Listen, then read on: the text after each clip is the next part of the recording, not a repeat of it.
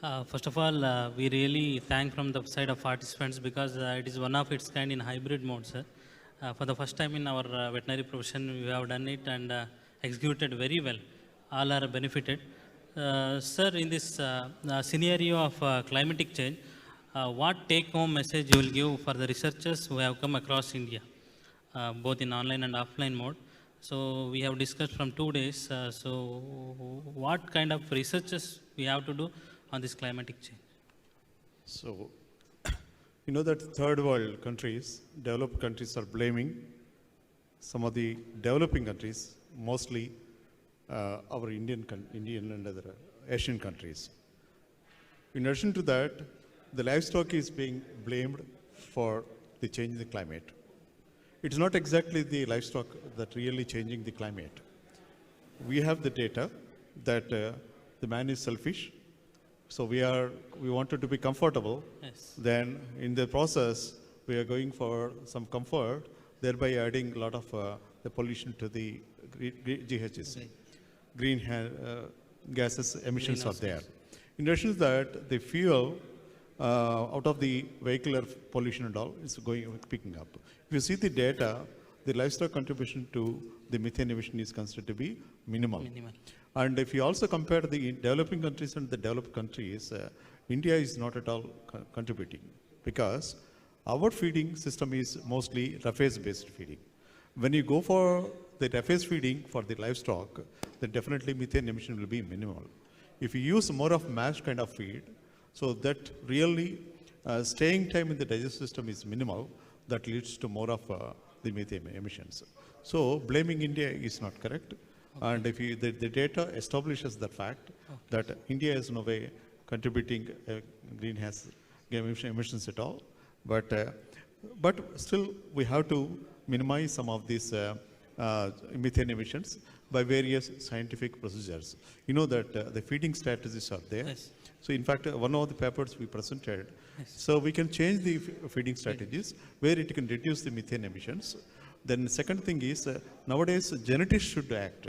So they should synthesize the breeds which can really convert the roughage into the, and also reduces the methane emissions. For that, they can synthesize some of the breeds which can withstand and tolerate the climatic conditions and also least emitting the gases and all. So the genetics have a major role, and also nutritionists should play a vital role in this. Okay. Thank you. So do you feel our indigenous breeds we can adopt more than crossbreeding program what we have now, because our indigenous breeds are also producing almost on par with some of the exotic breeds which we seen from yesterday's presentations. So what do you feel, sir, regarding our indigenous breeds especially? Yeah, our indigenous is always they prove to be more vital for us. And you know that the Ongol, yesterday, Sri Muralinath Garu, one of the conservationists, he has presented the data base of 1800s, 1900s. Even we have some of the data in our farms that the Ongol cattle produce around 16 to 20 liters of milk. So it's not the peak milk, it's the average milk yield. So that shows that indigenous animals are also capable. And we got wonderful breeds like Sahiwal, Gir and all. So they are very known for their milk production. And nowadays, the relationship between this B1, B1, some of the amino acid profiles also, considered to be, it is also proved by many scientists that our indigenous cattle are capable of producing A1 milk rather than, so where it is considered to be the healthy, so that really add value to the milk produced by our own indigenous animals. So there is a need to conserve these indigenous breeds in our country, and we should also make them more milk producing animals, like Ongol should be converted into more milk producing animal rather than a dual purpose animal. So that sort of activities are going on under the Rashtriya Gokul Mission.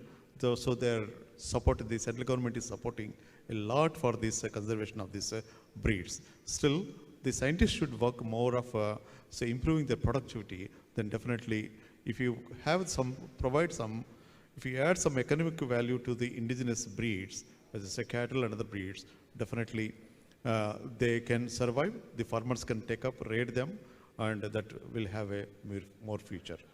Yeah, really, indigenous breeds will prosper our country. Sir, regarding the theme of this conference, eco-friendly, so how we can adopt eco-friendly management practices or feeding practices or the production practices in animal husbandry, and how an LPM person or a scientist can contribute to the nation's GDP or farmers' income? I can consider that livestock production management is a very important subject in both BVS and post-graduation level.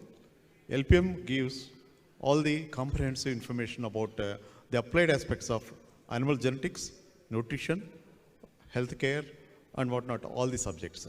So a postgraduate in livestock production can be considered as a complete scientist because he is well aware of all the sciences, basic sciences, which are required for the improving the productivity, which he can only really apply to the farmer level. That's why LPM is considered to be the say scientist group merged into one major scientist. So I congratulate you also a LPM scientist. Yes, sir. Yeah. Thank you very much, sir. This was really a great opportunity for us to have a leader or a president like you to our society. You are an inspiration for all young LPM faculty or students. So really, we enjoyed these 2 days, and maybe third day we'll be enjoying, and hope so. We'll take so many messages and research ideas with this conference. Sir, please give us some concluding remarks from this discussion. So for you youngsters, definitely I need to correct you. The final sayings, we are not enjoying. The day started, we started enjoying. I think after third day, so tons of responsibilities on your shoulder, and your shoulder mainly. That's why I put a question for a senior person like Dr. C.K. Thomas. So we are in fourth generation. We are in third generation. Sir was in first generation. So the burden is every time adding to you. So I feel that before leaving this Vizag campus, you should go with tons of responsibilities on your shoulder rather than enjoyment. So I wish you all the best. Thank you very much, sir.